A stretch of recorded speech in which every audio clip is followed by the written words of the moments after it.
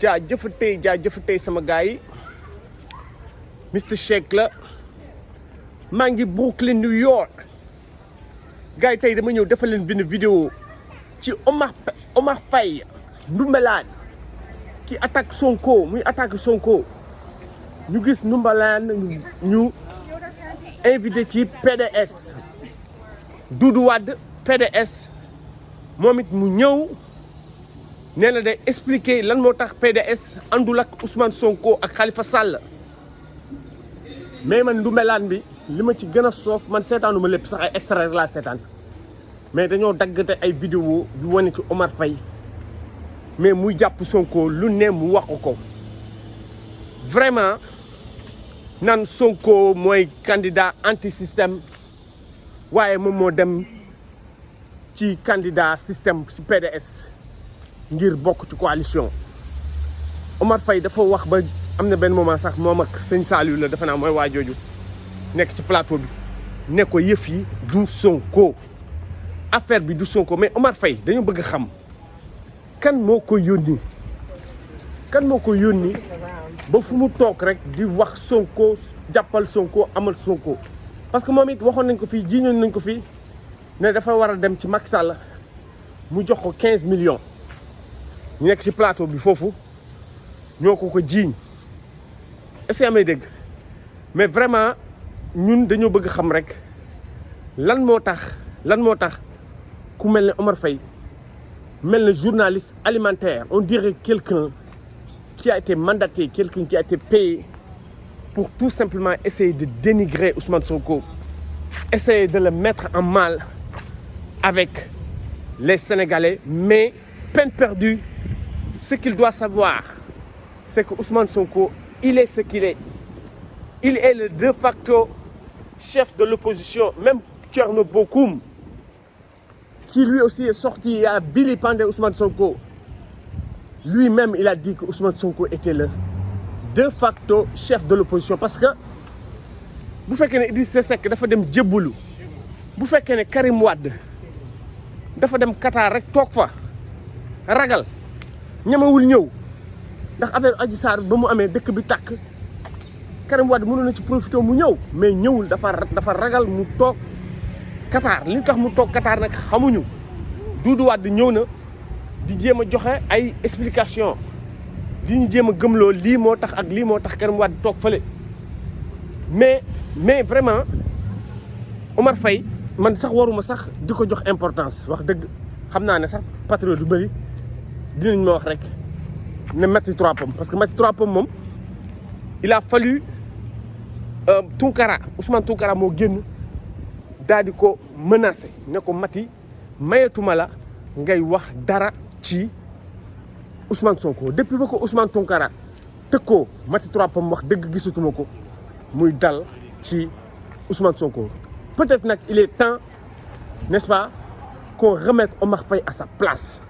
parce que li Doudou Wade nag wax moom Doudou Wade li mu wax mooy ne PDS moom woowul kenn ñoom ñoo leen woo loolu Doudou Wade wax mais Doudou Wade aussi li mu bëgg gëmloo nit ñi ñun mënuñu ko gëm mooy ne du ma ànd ak ñoom Khalifa Sall ak Ousmane Sonko du ma ànd ak yéen ci élection maire yi waaye élection président bu jotee dina ànd ak yéen loolu la bëgg gëmloo nit ñi kon PDS fi mu nekk nii dafa mel ne dañoo bëgg natt seen doole waaw ndax ñoom élection président bii passé bokkuñu ndax Karim dañ ko tere Madické Niang beddeeku dem amul dara PDS dafa seey Sénégal ñoom nag dafa mel ni ñu bëgg dundaat moo tax tam ñu dem ñoom Abdou Mbaye ay taas ñooñu nga xam ne li ñu bañal Ousmane Sonko li ñu bañal Khalifa Sall ñoom moom la ñu dem ñu nangul ko PDS parce que PDS li mu wax c'est clair fépp fu muy jiite moom mooy nekk ci kanam maire yeeg yëpp ñoom ñooy nekk ci kanam lan moo tax pourquoi cette jalousie? Pourquoi ils ne peuvent pas supporter le leadership de Ousmane Sonko? Je parle de Tass, Thierno Alassane Sall. Je parle de Abdou Mbaye. Pourquoi refuser à Sonko ce qu'ils ont accepté à Doudou Wade et le PDS? Nous ne nous comprendre. Parce que nous savons que si nous avons ci élection yi ñoom noonu rek duñu am tous duñ ko am. Tous duñ ko am muy Abdou Mbaye muy Thierno Alassane Sall muy Thierno Bocoum sax moom génn tamit di kaas ndax moom dafa mel ni sax PDS woowu ko loolu lay nduru kon moom liñ koy ngun-nguneel est-ce que du dëgg ne Macky Sall lay liggéeyal vraiment ñun li ñu bëgg ngeen comprendre mooy ne Ousmane Sonko bu dul woon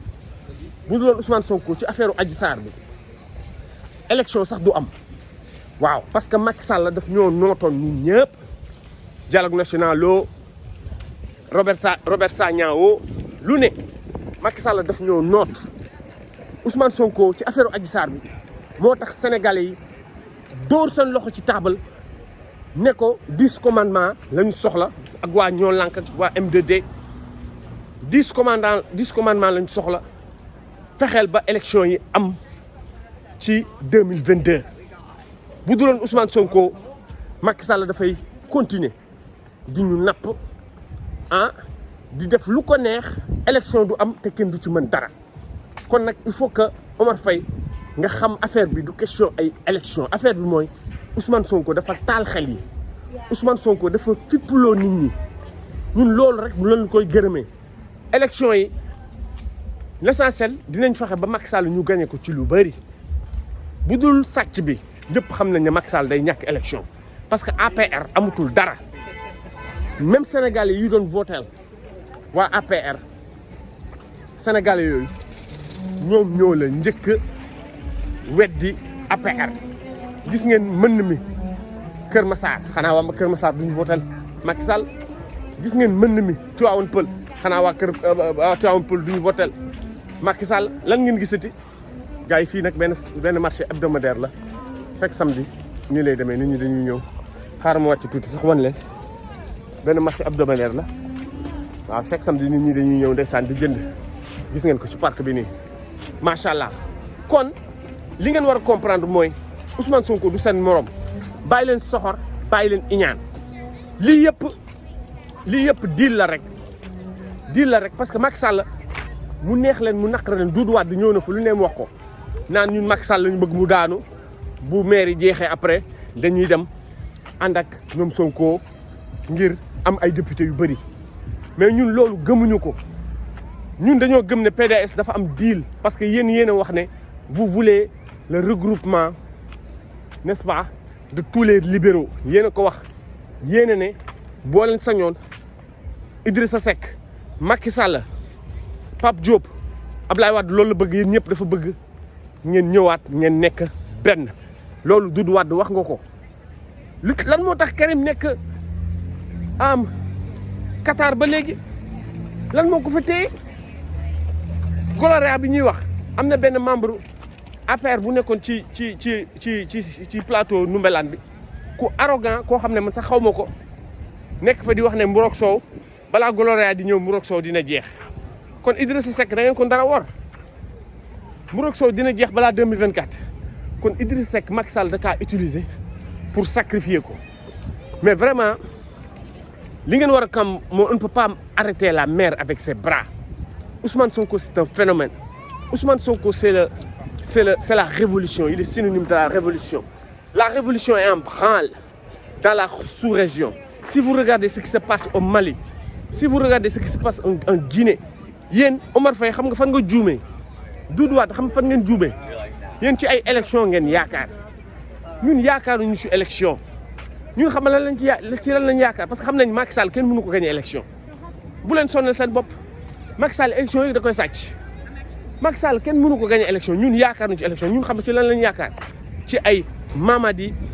Doumbouya ci ay Koïta xam nga ci la jeunesse sénégalaise bi nga xam ne ñoo génnoon le 8 mars ñu ci faay waa APR ñun loolu nguur bi foofu lañ koy jëlee parce que xam nañ ne Macky Sall du nit koo xam ne dafa ànd ak sagoom moom dina sàcc élection yi déjà xale yi joxu leen seen carte ah gars yi man fii war moo son romb de sol ma sax sama masque ndax delta variant bi moom ma ne ko delta variant bi moom il faut ma def très attention ñàkku naa ak lépp comprendre nga ñun xam nañ ne Macky Sall dafay continuer di jalgati commencé na déjà di jàpp ay nit kilifa Y'en a marre jàpp nañ ko ci lan affaire passeport léegi toppatoo ñu ko passeport nee nañ dafa sàcc dafa triande nit dafa njuuj njaaj nit ak benn nit loolu lañ ko jàppee. Simon Y'en a marre Simon Kakou Y'en a marre jàpp nañ ko ci affaire passeport trafic passeport français ak yu ma xamul. kon Macky Sall ñun dañ yaakaaroon ne dina bàyyi yooyu mais ndox du bàyyi yoonam Macky Sall yaakaar na ne mën na napp mën na tiital mën na tëj loolu nag moo koy daaneel ndax élection yi moom du ñu bàyyi mu naan da koy delloo ndax Cheikh Yérim Seck moo fi génn mu ne Macky Sall dafay dàq élection yi te loolu amul benn sénégalais benn jeune benn ñoom Ousmane Sonko duñ ko bàyyi. léegi loolu yëpp nag Ousmane Sonko lañ koy gërëmee Ousmane Sonko c'est notre sauveur moom moo ñu sauvé par le biais de l'affaire Adji Sarr Ousmane Sonko moo ñu sauvé bu dul woon moom du ñu am picc di imposer Macky Sall. Macky Sall li Barthélémy Dias waxoon la ndoroon def Macky Sall dafa ndoroon toog ba 2024 ndeysaan muy doog a def élection buur di bummi lu ko neex am référendum parrainage vraiment dàq premier ministre ne assemblée nationale ne Dakar ville de Dakar dañ koy tas ba mu tas dañ koy éliminer mais Macky Sall fi mu ñu bëggoon jëmee bu duloon Ousmane Sonko kon xaw ma fan la ñu jëm. PDS nag li mu wax dégg nañ ko mais ñu ngi leen di xaar parce que ñoom nee nañu bu élection maire yi jeexee après dañu ñëw ñu ànd ak Sonko ni mu waxee ak ñoom Khalifa Sall parce que ñoom li ñu bëgg mooy fexe daal ba Macky Sall jóge fi te élection député yi moom il faut que ñu booloo ñoom loolu la ñu wax. kon nañ leen bàyyi comme dañoo bëgg natt seen doole dañu yaakaar ne ba léegi maire yu bëri ñoom ñoo ko moom nañ leen bàyyi ñu dem mais man li ma wóor mooy Macky Sall ci lii la nar a profité pour sàcc élection yi parce que dina na opposition bi yéen a tasaaroo mu sàcc élection yi mais élection yi lu mu ko mën a sàcc lu mu ko sàcc Dakar moom du ko gagné du ñu seetaan mu gagné Dakar loolu bu sàccee élection yi ci Dakar loolu mën na ko daaneel. Touba ñëpp xam nañu mënu fa gagné même ay Thiès yi sax mënu fa gagné parce que Khalifa Sall Dakar moo ko moom Barthélémy Dias moom Dakar Ousmane Sonko moom Dakar te Ousmane Sonko léegi xale yi bëgg nañ ko fépp est-ce que yéen a may dégg kon nag Omar Faye ñun waruñu ko sax tontu moom mooy matti trois pommes bu góor rek ndax moom dafa mel dañ kaa fay xaalis ngir loolu lay nduru de ngir mu dal ci Ousmane Sonko parce que man kuy dal ci Ousmane Sonko daf may jaaxal mais li ma leen wax rek fu mu koy jeexalee mooy ngeen xam ne révolution moom yàlla moom buy ñëw nu ko neex lay ñëwee yàlla bu muy ñëw Mali la ñëwee jóge Mali ñëwee après Mali mu ñëwee Guinée coup d'état bi ngeen bañ nag ñu tudd ko Macky Sall bu ne dafay rey suñu xale yi militaire bu baax dinañ jël nguur gi mais egguñu foofu gars yi like leen partagé leen abonné leen Mister Shake la ba ci kanam mën naa leen sax defalaat beneen live ngir continuer ko xeex bi continuer dal ci Macky Sall waaw ba ci kanam jaajëf merci